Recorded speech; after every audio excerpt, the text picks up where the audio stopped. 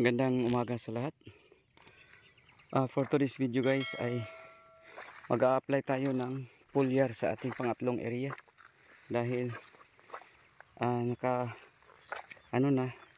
tawag sa amin dito sa Bisaya, nakalugdang na. Ayan, nakayuko na ang palay. Kaya mag-apply na tayo ng foliar, no?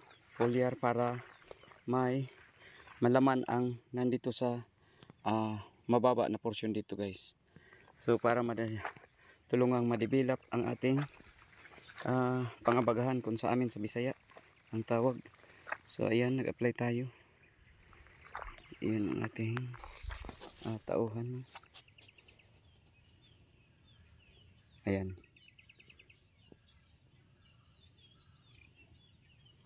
Ayan ang ating tauhan na nag-apply ng ating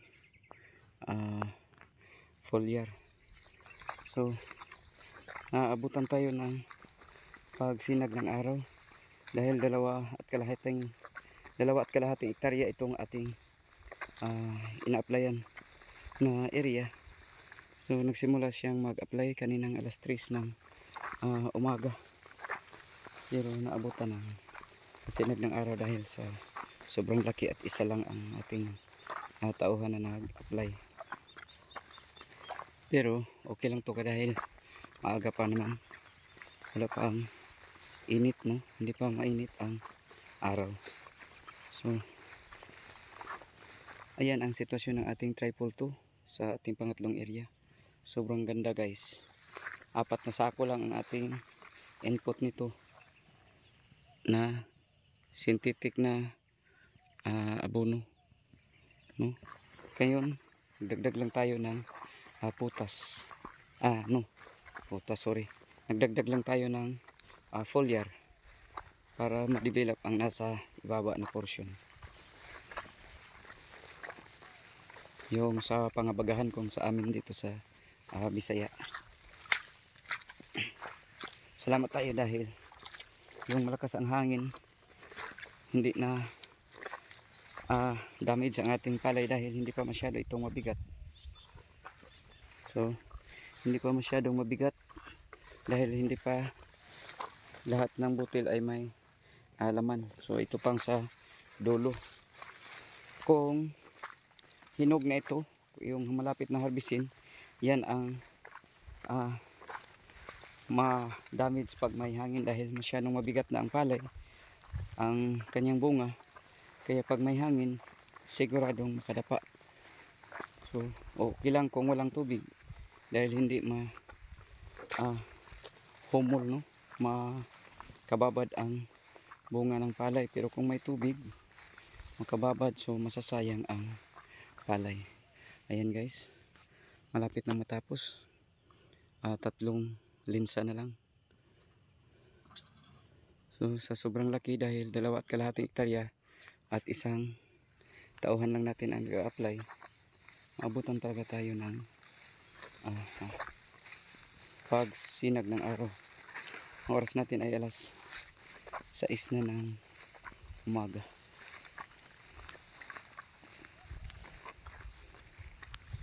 So medyo patay-tay, no? Patay-tay ang pagbuswak. May nakatindig pa at may nakayuko na. Dahil po ito sa panahon, no? Panahon na sobrang init at may ulan. Kalit mag-ulan kung sa Bisaya. Grabe ka init niya, mukalit og ulan. Yan ang cause ng ating patay-tay na pagbuswak. Hindi kasabay ang pagbuswak ng palay. Dahil rainfed po dito sa atin. So nagdepende lang tayo sa ulan. So hindi humul talaga. So walang tubig ang puno ng palay. Pero sa ganitong sitwasyon hindi na kailangan pang imbak ng tubig. Dahil matahupon ang palay pag ganito na ang sitwasyon at mag-imbak pa tayo ng tubig, ibabad pa natin ng tubig. So matahupon, no? Tahop tawag sa amin.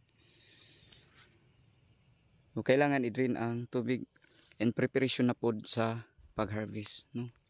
Pag pa andam na no, pag ready for harvest upang hindi mahirapan ang harvester sa pag harvest na. So kailangan medyo may katigasan na ang lupa upang hindi malubog sa lapok ang ating harvester. Yan, malapit na matapos talaga. So, salamat at konti na lang.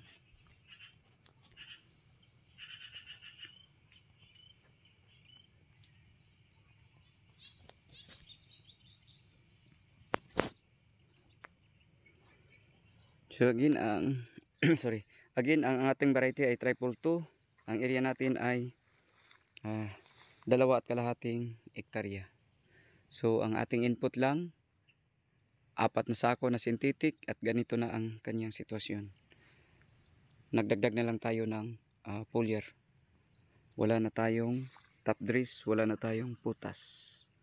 Dahil nakikita natin na maganda na ang kanyang bunga. Maganda na ang dagan, ang kanyang sitwasyon sa kanyang katawan sa palay, kaya hindi na tayo nagdagdag pa ng input na pangpataba dahil dagdag gasto na lang yan.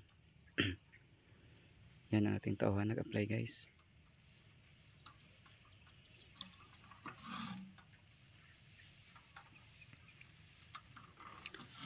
Yun lang po, maraming salamat po. God bless sa lahat. Happy farming.